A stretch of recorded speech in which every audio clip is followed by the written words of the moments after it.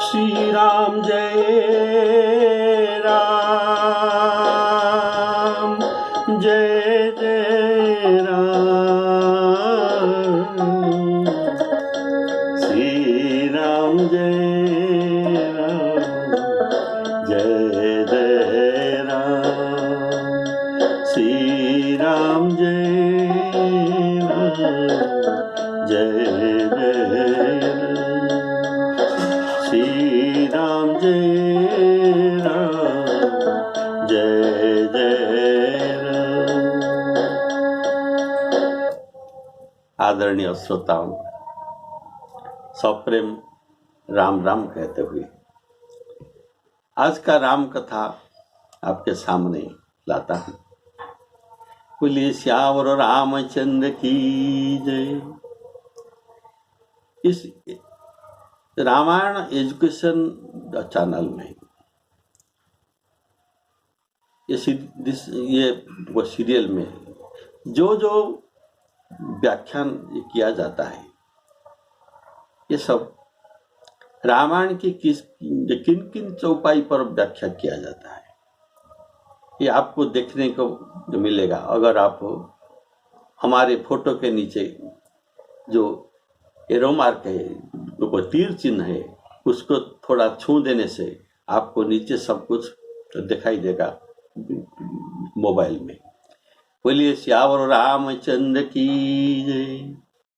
आप लोग पिछले प्रवचन से सुन रहे हैं, वो सूर्पनखा के नाक कान कट जाने पर ये उनके भाई जो खरदूषण त्रिशिरा के पास जाकर राम जी के फरियाद करते हैं, तो ये सूर्पनखा के भाइयों राम जी के साथ प्रतिशोध लेने के लिए सेना बटर को 14,000 सेना बटर को ये राम जी के साथ युद्ध करने आ रहे हैं। आने के समय ये बहुत हर्षित होकर आ रहे हैं और आने के समय बहुत कुछ अशुगुन उनको दिखाई देता है। ये अशुगुन बहुत को ये गनते नहीं, कारण इनके सिर पर मृत्यु मंडरा रहा है। इसीलिए ये उनको बिल्कुल गनते नहीं, आनंद होकर मृत्यु के पास आ जाते हैं। बोलिए श्यावर रामचंद्र की जय। गर्जही तरजही गगन उड़ाही, अर्थात अपशकुन होने पर यह उत्साह भंग हो।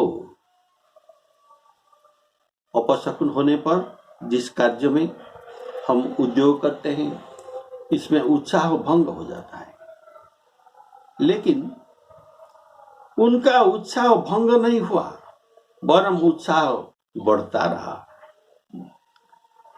सारी सेना को हर्ष होता है। पर जो भट्ट है, इस सेना में जो बड़ा बड़ा भट्ट है, इस सेना को देखकर ये बड़ा हर्षित हो रहे हैं। इसलिए गोस्वामी जी लिखते हैं, देखी कटकु भट्ट अति हरसाई,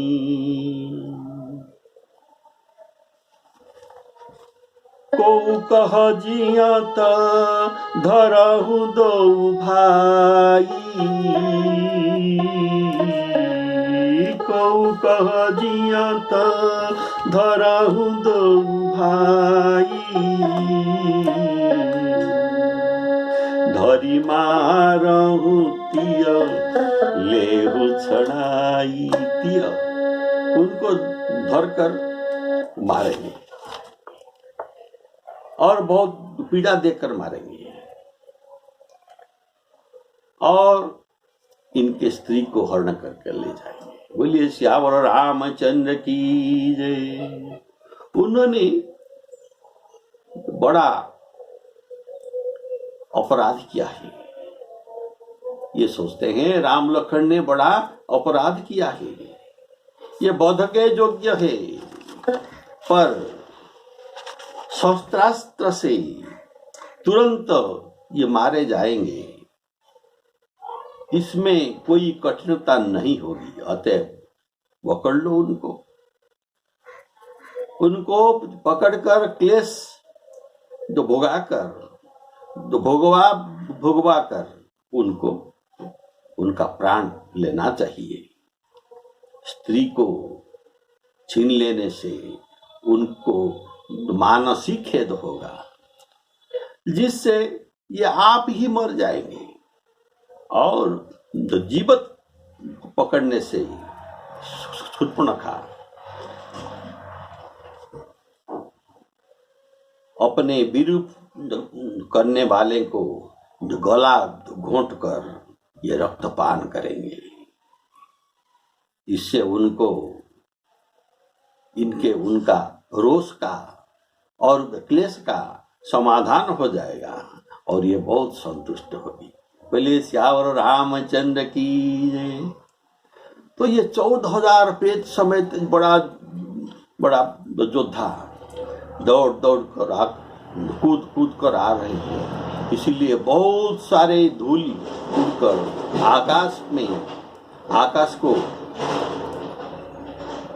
आकाशमंडल धूल से भर गया।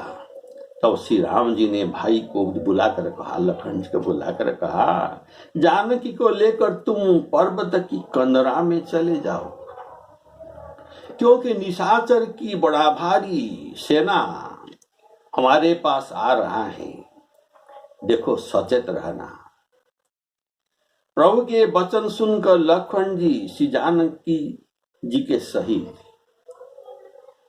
हाथ में धनुष बाण लिए हुए चले और अत्यंत सावधान से, यह देखकर कि शत्रु का दल चलकर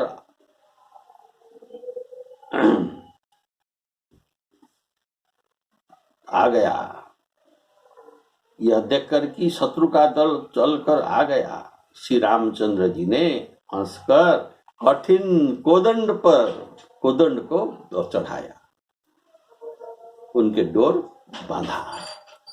धनुष सीधा रहता है, इनका वो डोर बांधा। धूरी पूरी नभ मंडल रहा,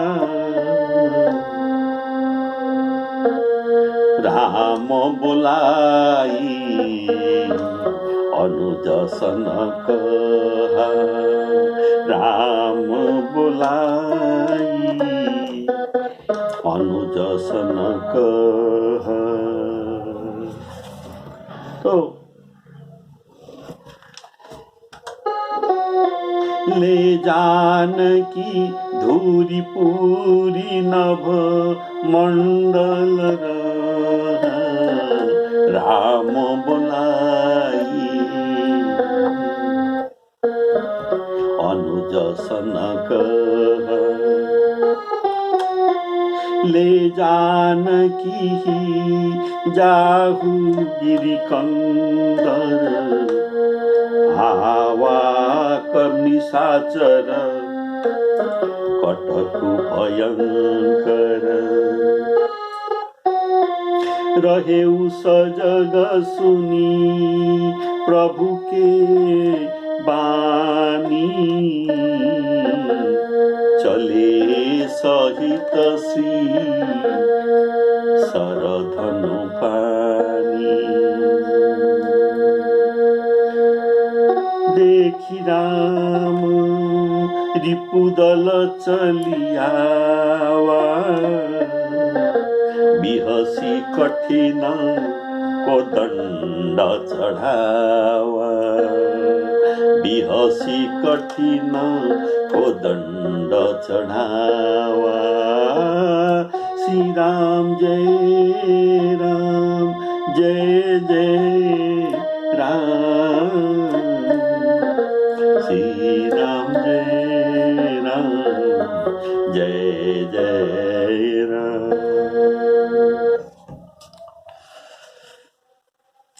राम बोलाई अनुज सन कहा।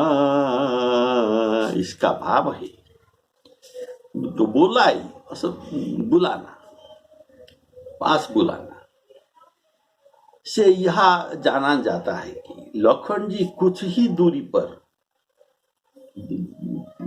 बैठे थे और इतने ही दूर है थे कि साधारण स्वर से बुलाने से सुन सकते थे।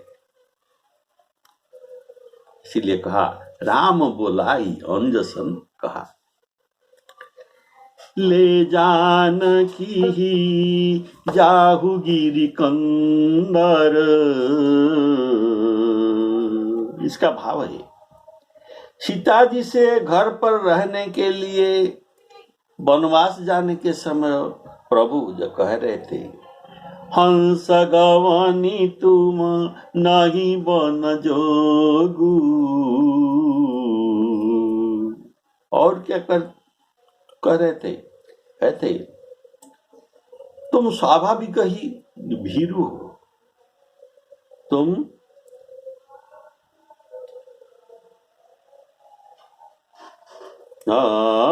डर पही धीर गहन सुधियाए हंस गवनी तुम भीरु सुभाए। तुम हंस गवनी हो, तुम भीरु हो और चित्र लिखित कपि देखी डराती। तुम इतना एक चित्र लिखित बंदर को देखकर भी डरते हो, तो इसीलिए तुम डर ये भीरू हो और ज्यादा डरते हो। इसीलिए ये था सीता जी का स्वभाव। तो प्रभु कहते हैं ये डरेगी, इनका डरना स्वभाव है, ये डरेगी, इसीलिए इनको गिरी कंदरा में ले जाओ जिससे हमारा और निशिचर का युद्ध इनको न देख पड़े।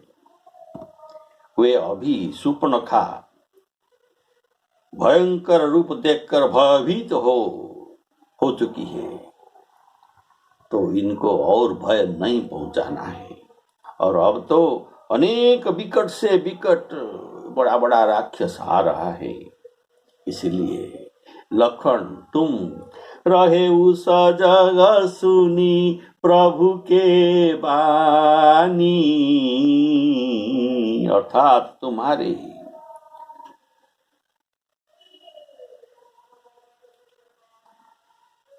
सीता जी के साथ रहने का पत्ता उनको न चलना होगा।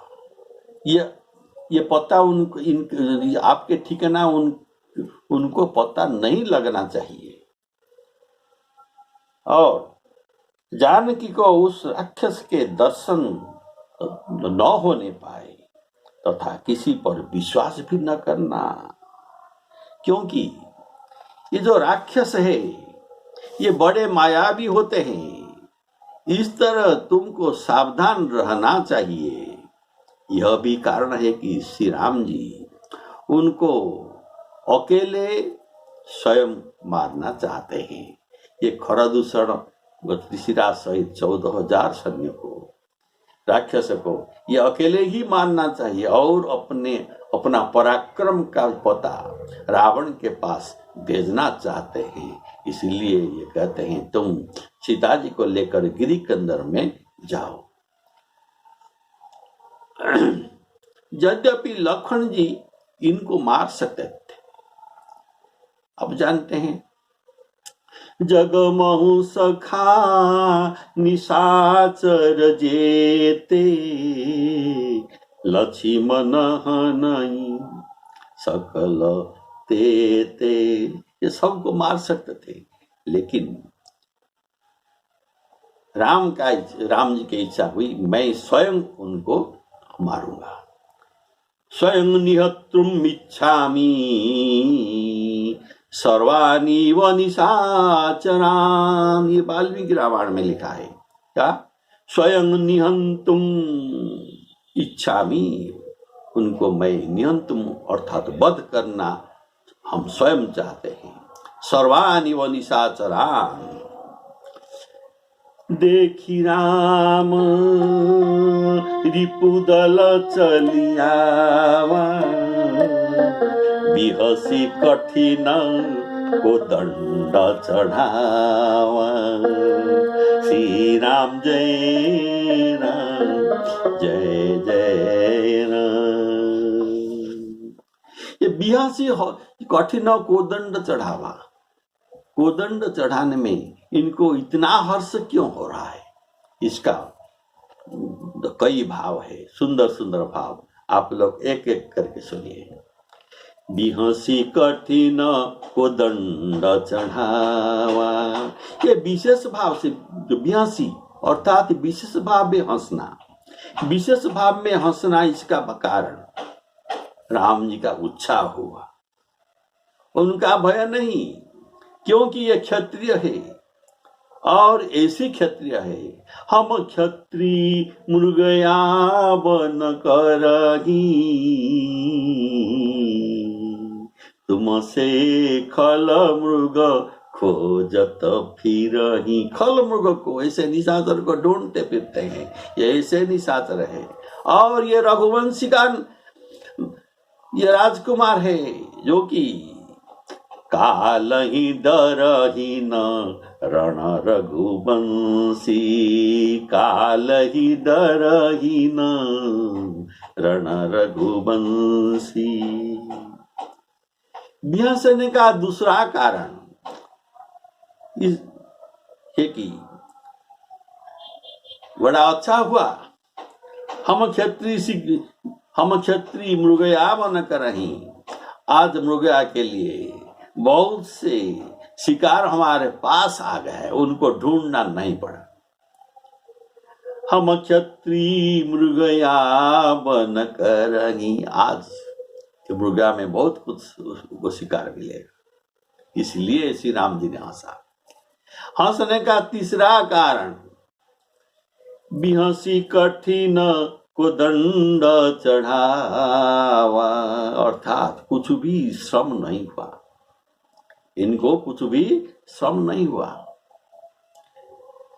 चौथा कारण जो बिहसने का, ये अंतःकरण से श्री राम जी के हृदय में कृपा थे, लेकिन उनको मुक्ति देने के लिए, उनकी मुक्ति देने के लिए उनके अंतःकरण में कृपा भाव थी।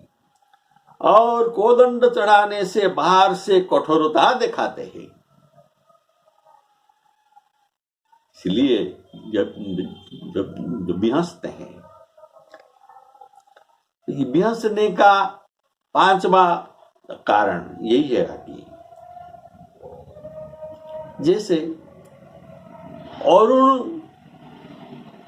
पत्थर को, लाल रंग के पत्थर को देखकर मांसभक्षी पक्षियां मांस समझकर उनके पास दौड़ आते हैं और उनको चोंच मारते हैं, इनके चोंच भंग होता है और चोंच से रक्त निकलता है, उसी अपना रक्त को ही ये चू चू कर खाते हैं। ऐसा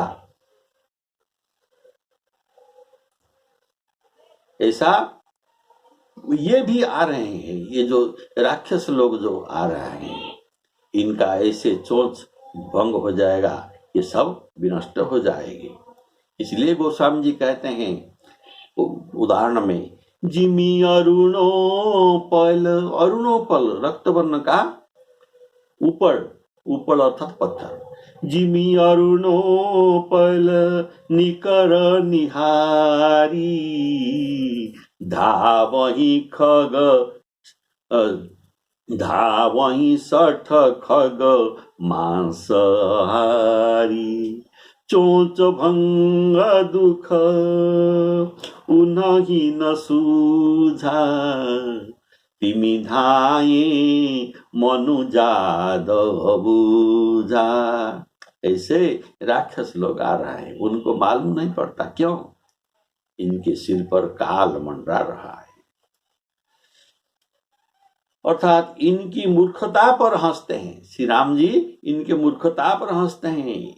इनको यही सूझ रहा है कि मैं एक साधारण मनुष्य हूं, इनको शीघ्र ही हम मारकर खा जाएंगे, ऐसा ये सोचकर हमारे पास आते हैं। यदि प्रभाव जानते तो इस तरह दौड़ न आते। छठा कारण भगवान हंसने का, भगवान ने पहले प्रतिज्ञा की है, निशिचर ही न करऊं मही, भुज उठाई प्रण की न, भुज उठाई प्रण की न, इस प्रतिज्ञा थी और वह पूर्ण होने जा रहा है, जो प्रतिज्ञा ये मुनियों के सामने की थी। तो रावण से युद्ध करने का आज श्री गणेश होगा। कारण ये खरदूषण, ये रावण के सीमारक्षक है, इनके साथ युद्ध होना अर्थात रावण के सीमारक्षक के साथ युद्ध होगा। इसलिए श्री राम जी हंस रहे हैं। ये बिहसने का सातवां कारण सुनिए, इन पर माया डालना है। भगवान के बिहसना हंसना ये माया है, इस बात बताए गए हैं।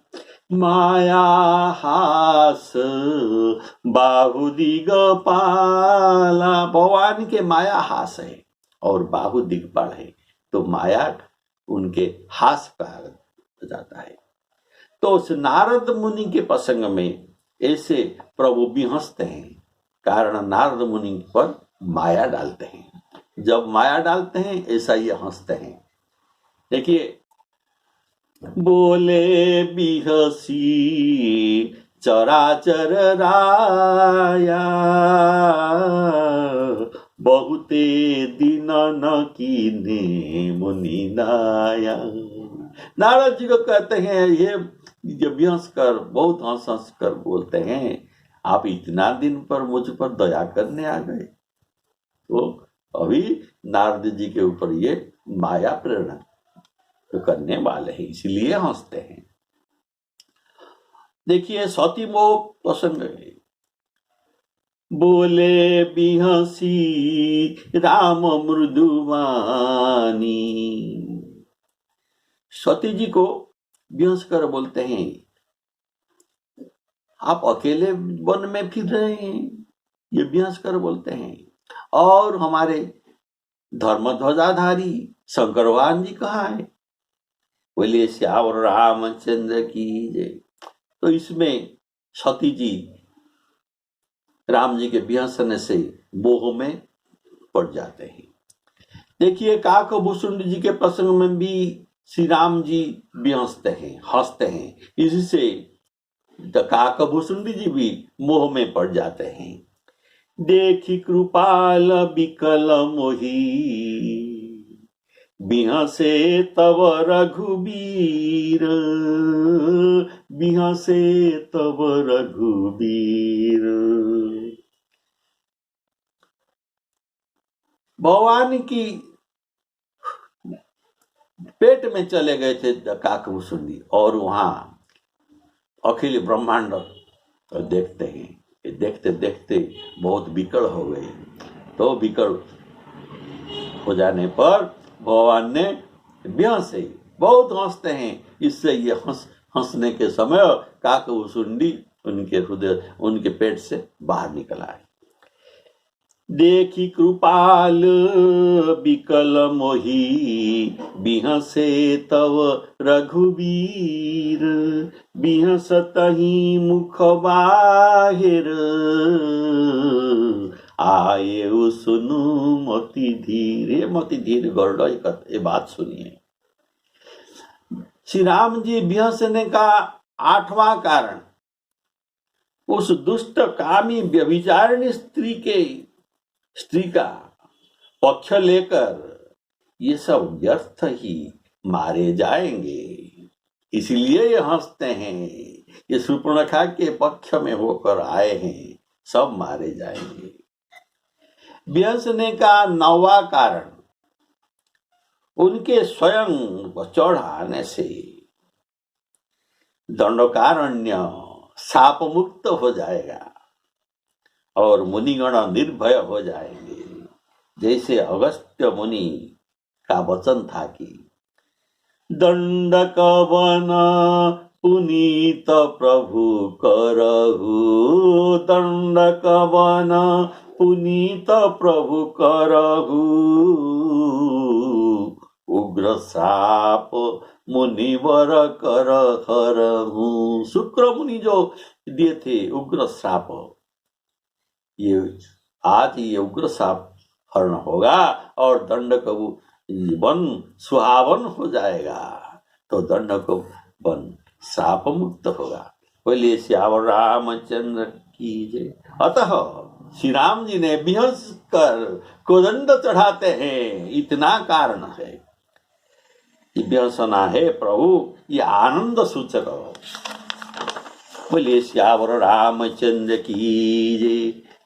कठिन को दंड चढ़ावा, कठिन धनुष चढ़ाकर सिर पर जटाजूट को बांधते हुए श्री राम जी कैसे शोभित हो रहे हैं, जैसे नीलम की पर्वत पर करोड़ बिजलियों से युक्त जो करोड़ बिजलियों से युक्त चमचमाते हुए दो सर्प ये लड़ रहे हैं।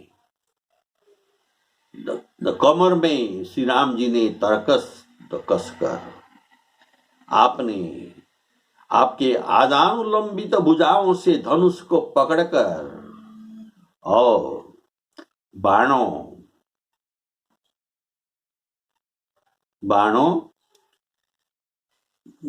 को तो सुधार कर लेते हैं। इस तरह से प्रभु शत्रुओं की ओर देख रहे हैं। बोलिए श्यावर रामचंद्र की जय। कैसे देख रहे हैं? शत्रुओं के सामने ये समझते हैं ये सब गज है और मैं सिंह हूं। जितना भी गज हो, गजराज के झुंड हो, अकेले एक सिंह ही सबको पछाड़ देता है, तो मैं भी अकेला इन सबको पछाड़ दूंगा। बोलिए श्यावर रामचंद्र की जय।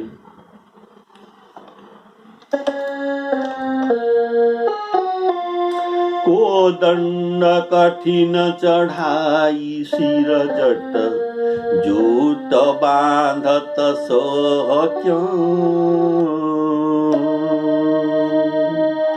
मरकत सयल पर लरत दामिनी, कोटि सो जुग भुजंग जो, कटी कसी निसंग विशाल भुजगहि, चाप विशिख सुधारी के,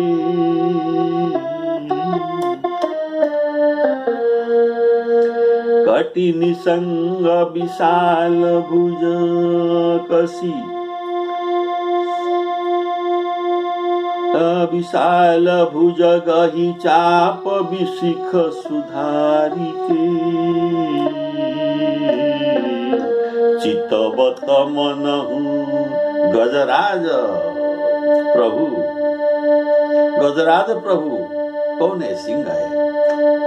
गजराज घटा निहारी के, गजराज घटा निहारी के। गजराज के दल देखकर जैसे सिंह उनके ओर देखता है, इसमें कुछ भय नहीं है, ऐसा प्रभु उन निशाचरों को देखते हैं। बोलिए श्यावर रामचंद्र की। अर्थात कोदंड चढ़ाकर कंधे पर लटका लिया, तब दोनों हाथों से जटाएं बांधी।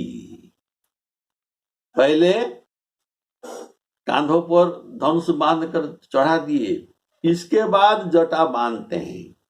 जटा बांधी, जटाएं बांधकर कमर में तरकस कसकर अपने विशाल भुजों में धनुष और तीक्ष्ण बाण सुधार कर लिया और उनकी ओर देख रहे हैं। प्रभु पहले कोदंड चढ़ाकर पहले कोदंड चढ़ाकर कानों में धर लिया, पीछे